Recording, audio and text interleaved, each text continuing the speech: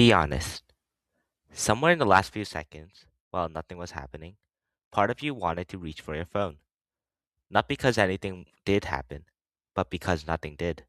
We've been taught this feeling has a simple name and a simple cure. The name is boredom, the cure is stimulation. But what if we misnamed this thing completely? And what if the misnaming is the whole problem? Here's the world we actually live in. Researcher Gloria Mark has tracked how long we hold our attention on a single screen before switching.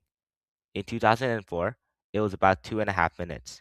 Today, it's 47 seconds. The average person checks their phone close to 200 times a day.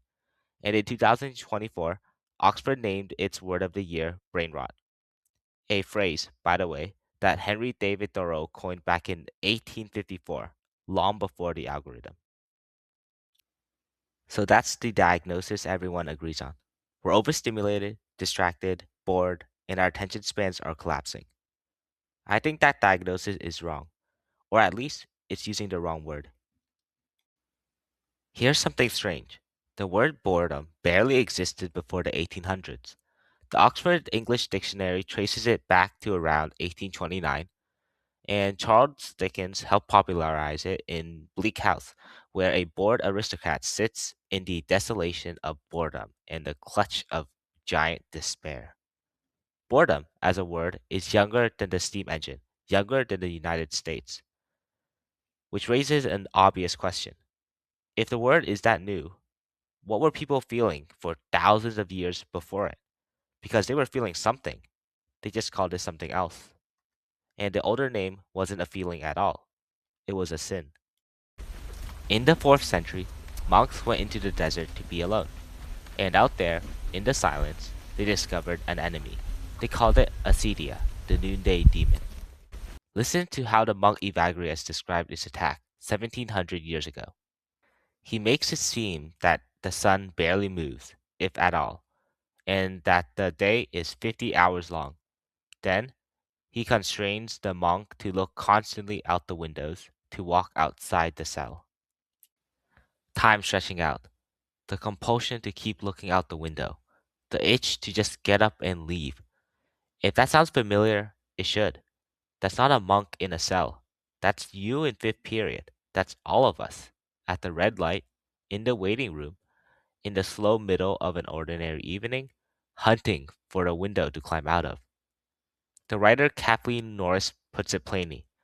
Much of the restless boredom, frantic escapism, and enervating despair that plagues us today is the ancient demon of acedia in modern dress. But here's what the monks understood that we have forgotten. Acedia wasn't a mood that happened to you. It was a temptation, a failure to stay. And it had a cure, the simplest, hardest cure imaginable, to stay in your cell. Endurance, Evagrius wrote, cures acedia. 14 centuries later, a French mathematician named Blaise Pascal looked at the restless people around him and wrote one of the most quietly devastating sentences ever put on paper. All the unhappiness of men arises from one single fact, that they cannot stay quietly in their own chamber. Pascal's point wasn't that we get bored easily, it was that we are running. And he tells us exactly what from. Left alone, with nothing to distract him, a person, in Pascal's words, feels his nothingness, his forlornness, his insufficiency, his weakness, his emptiness. We don't reach for distraction because the empty moment is boring. We reach for it because the empty moment is where we have to meet ourselves, and we cannot stand the meeting. Which makes the device in your pocket the single most Pascalian object ever invented. It is engineered precisely, deliberately, by some of the smartest people alive, so that you never have to sit quietly in your own chamber again. Not for 15 minutes, not for 15 seconds. And we know. We actually ran the experiment. How much we'll pay to avoid that meeting. In 2014, psychologists asked people to sit alone in an empty room for 15 minutes and just think. Nothing else. The only thing in that room was a button that would give them a painful electric shock. Those were people who minutes earlier had received a sample of the shock and said that they would pay money to avoid being shocked again. Yet many of them pushed the button anyways, rather than sit alone with their own minds. 67% of the men did it. One man even shocked himself 190 times. Anything. They would do anything but sit alone. Pascal predicted that in 1670. It took us over 350 years to build a laboratory just to prove him right. So, why does this matter? If the worst thing the phone does is keep us company, who cares? Here's who. The psychoanalyst Adam Phillips argues that a child's boredom is not a problem to be solved. It's a kind of waiting. He calls it that state of suspended anticipation in which things are started and nothing happens. And inside of it, he says, is the strangest wish of all, the wish for a desire. Read that again carefully. Boredom is where you figure out what you actually want. It's an empty room in which a desire that is genuinely yours, not sold to you, not fed to you by an algorithm, finally has a space to take shape. Now imagine you fill every one of those rooms, every line, every elevator, every silence, filled instantly with something engineered just to be interesting enough so that you will never be bored again.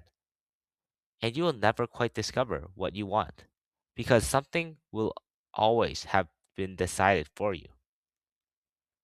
Now, to be clear, I'm not romanticizing all boredom. Bertrand Russell drew the right line a century ago between fructifying boredom and the structifying kind. The chronic trap kind is real, and it's corrosive. Researchers linked it to anxiety, depression, and addiction. That's not what I'm defending. The stillness, I mean, is the other kind, the generative kind, the kind you walk through, not the kind you're stuck in. The poet Joseph Brodsky once told a graduating class that boredom is your window on time's infinity. And that is what it teaches you, your insignificance. That sounds bleak. It isn't. It's the beginning of humility and a self that knows it is small and chooses to do what it does anyways. Russell's warning was simpler. A generation that cannot endure boredom will be a generation of little men. Not evil, just small, just smaller than they had to be. Now, you should be suspicious of an argument like this, because every generation says exactly this about whatever's new. Plato had Socrates worrying that writing itself would destroy human memory.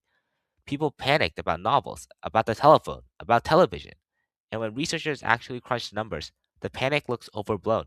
One major 2019 study found that screen time explains less than half a percent of the difference in teenagers' well being. This means nothing, pretty much. So maybe this is just the oldest story there is. Older people afraid of new things. Maybe. But notice what my argument does not depend on. I'm not claiming that screens fry your brain. I'm not even claiming that this gadget is uniquely evil.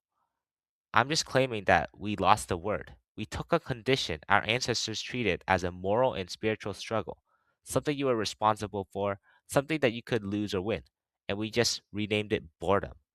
A flat little feeling, a complaint about the world's failure to entertain us. The scholar Elizabeth Goodstein put it exactly. Where the old idea of acedia pointed to a problem with the self, modern boredom points to a problem with the world. And once it's the world's fault, there's nothing left for you to do but demand more stimulation. And there is always an app willing to provide it. The novelist David Foster Wallace spent the end of his life writing a book about the most boring job he could think of, tax examiners at the IRS. And he believed he'd found something hidden inside all of that tedium. The key, he wrote, is the ability to be, in a word, unboreable. And then, if you are immune to boredom, there is literally nothing you cannot accomplish. Wallace believed that on the far side of boredom, if you could just stay, just keep paying attention, was something most of us could never reach. Not entertainment, something closer to being fully, achingly aware to your own life. which is the exact cure the desert monks named, and we forgot. Stay in the cell, stay in the room, and don't climb out that window. So maybe boredom isn't empty time, but time waiting to be filled. Maybe it isn't a glitch in your attention or the world's failure to be interesting enough. Maybe what we call boredom isn't boredom at all. Maybe it's the oldest demon we knew wearing a new and brighter disguise. Maybe it's fear. Fear of the one room we were never taught how to sit in, our own. And maybe the most radical thing you could do, the bravest, strangest, quietest act of rebellion left, is to put the phone down and to stay exactly where you are, and to finally find out who's been waiting in that room the whole time.